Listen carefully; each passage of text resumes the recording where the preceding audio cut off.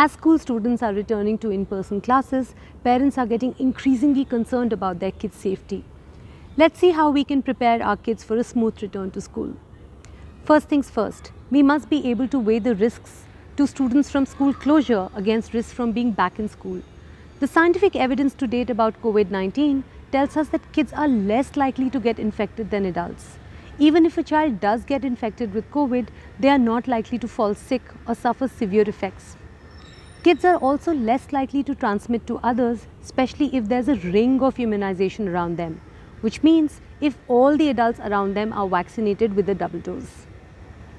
Of course, there is no such thing as zero risk in anything we do, and certainly not during a pandemic.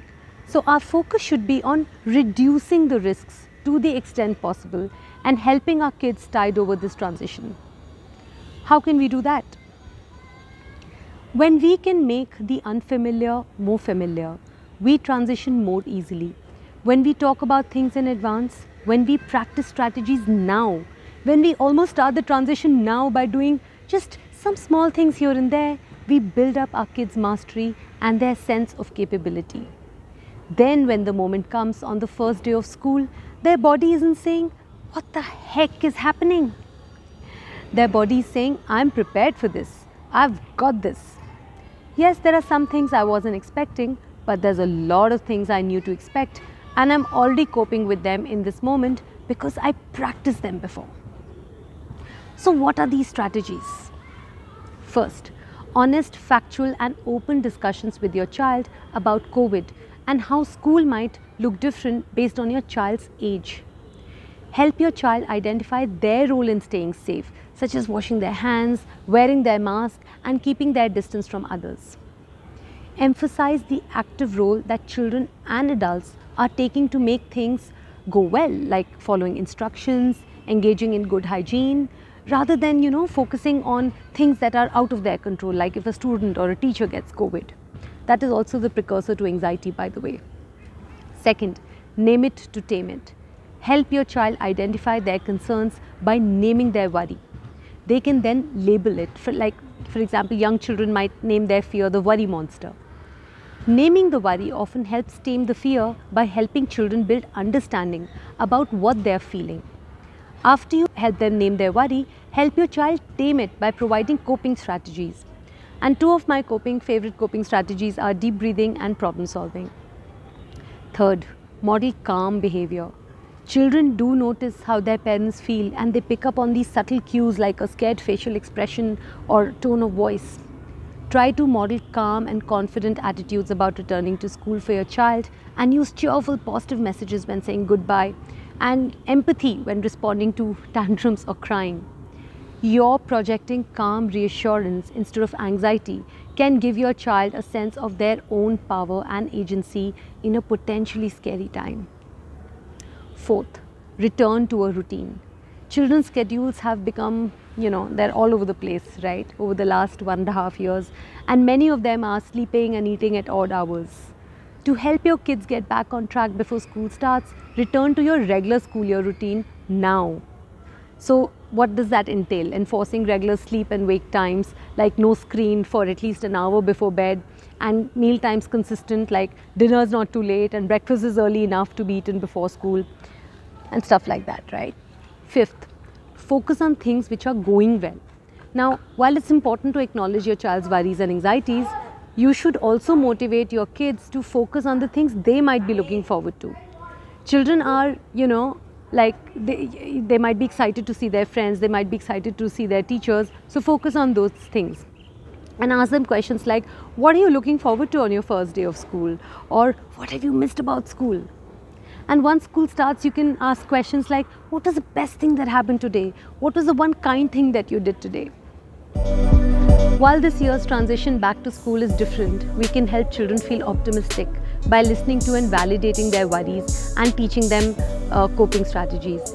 And also actually supporting them when things get difficult for them, when they find things to be a little rough. Ultimately, our kids need us to lead the way for a very successful back to school transition and to develop the lifelong skills they need for navigating challenges. Hi, my name is Fatima Asghar. I am a certified parent consultant founder of EvolveEd and mother to two beautiful girls. I strongly believe that we parent through us, through our resonance. Now, what does that mean? It actually means that if we are coming from a space of anxiety, fear, that's exactly what we're going to offer our kids. But if you're coming from a space of calmness, groundedness, that sense of assurance, that is what kids are going to learn from us. It is through our resonance. It is through our relationship that children build an attitude to face life challenges with confidence and clarity. So let me give you an example. As children resume their learning duties at school, some of you may be facing a lot of anxiety, loads and loads of questions. What if my child gets COVID? What if he's not able to maintain social distancing in school? What if the school fails to supervise and follow the protocols? Then what? Why not just wait for 4 months and then send the child to school? What's wrong with that? Valid questions. But if you're coming from a space of anxiety, that is really not going to service the child. It's going to really color your decision because you are coming from that space of fear. The other option is ask the right question to the right people. Who are your right people? Let's answer that first. Your right people are your doctors, your counselors, your psychologists, school administrators, educators. Go and ask them. Ask your school. What are the processes? What are the protocols that you're going to follow? How are you going to make sure that there is adequate ventilation in school? Is your staff fully vaccinated? What are you going to do during meal times? And most importantly, the question that you need to be asking is, how are you going to bridge those learning gaps that your child is experiencing? Because science actually says that children have regressed. Their learning capacities has come down. So what are you going to do to bridge that gap? That is the question that you should be asking. Another most important question that you should be asking the school and of course your counselor is, how are you going to bridge that social emotional gap? Because kids have been at homes in four walls. So how are you going to make it easy for them to start a conversation? How are you going to make it easy for them to be in a social environment? Because kids actually learn with their peers when they are socially engaging with someone. So that social environment is important. So what is the school going to do to make them feel comfortable? These are the questions that you should be asking, because COVID is here to stay. It's not going to go anywhere. So if we are thinking and believing that if once there is a zero COVID and zero risk time and moment, that's when we're going to send the child, it's never going to happen. And vaccination is going to take some time before it is rolled out and our children are eligible to get that vaccination. So go to these right people and ask them, rather than reaching out to another parent, because that another parent is just going to answer based on what he or she knows, how much he or she knows. So talk to these people so that you get the right information.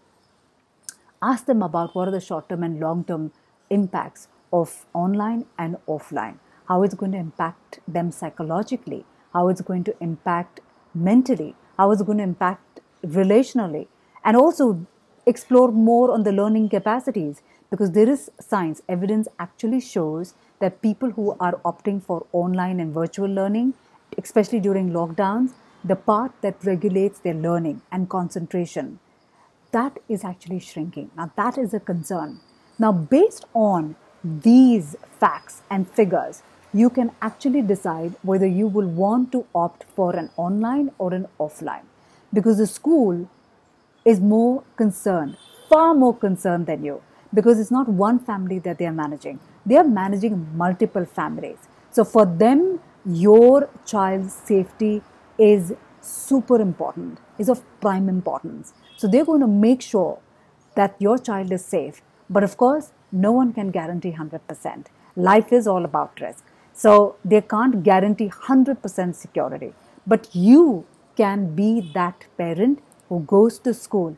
And apart from those questions that you ask on ventilation, food, and vaccination, the most important question that you can ask is, how can I be of help? How can I support you? What can I do to really, be a part of the process? What can I do? Do you want me to volunteer? Be that responsible parent that is supporting the school, not really questioning them to bring them down or to make them feel comfortable. Be involved. Be that responsible parent. And also as a parent, if you have someone who's not well in your family, if you have a travel history, write to the school, inform them, tell them that your child is not coming to school for the next 2-3 days because there is someone who's just come from abroad, and that you would like to observe the child, and based on how it works out, that's when you're going to decide if the child resumes school. I mean, be that kind, be that responsible parent, so the school is also assured. Trust me, safety is not only a responsibility of one house or a school. It's a community. It's an effort that is being put by each one of us. It's a social initiative. Each one of us is responsible for not only keeping ourselves safe, but the other child safe. So for example, masks. When you wear masks, what's the message that you put across to people around you, to your child? That, you know what? I respect you. I care about you. That's why I wear a mask, because I don't want you to get infected. So that is the kind of social message that we need to offer to our children, so that children are ready to take that message and make decisions based on critical thoughts and information and data coming from the right sources than actually coming from fears. And then it's up to you to decide whether the child goes to school or not, because you are the best person. Parenting can be tough. It is tough because you're making a decision for somebody else. So obviously there's going to be guilt, there's going to be anxiety. And guilt is what? It's like you're in debt of somebody. That's the kind of feeling that you get. So it is a heavy feeling, but make an informed decision. So you have to weigh both the pros and cons, and decide what is best for you. If it's mental health, psychological wellness, or learning capacities and growth, or is it safety? Because your kids are going to be safe. They are, even if they get COVID, they're going to recover. Teach them to trust their bodies so that they can really go out and choose paths that is going to be in service of them. That is going to build that physical and emotional and mental resilience, not make them more anxious. So I hope this video was helpful, and there is a link that is coming your way. If you really want to know more on, or you have more questions, click on this link, because this link is a conversation with me, with Dr. Dutt, and also Shantanu Dutt, and also Dr. Meghna. So click on that link and you can watch the link so that you can get your questions answered. So thank you so much. Stay safe. Be happy.